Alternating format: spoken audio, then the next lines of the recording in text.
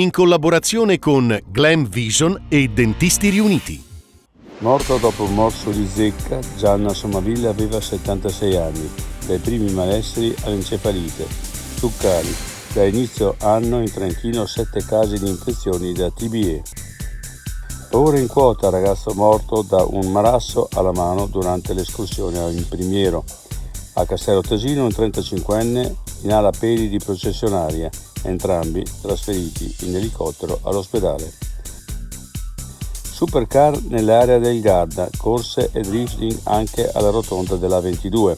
Il sindaco scrive al prefetto, grande preoccupazione. Cinghiali non è caccia, è controllo. Renzi, arco e frecce già usati in molte regioni. Nel 2027 avremo un centinaio di abilitati. La CIA, problema serio. L'altra montagna, centinaia di turisti attendono l'autobus che porta al rifugio Auronzo.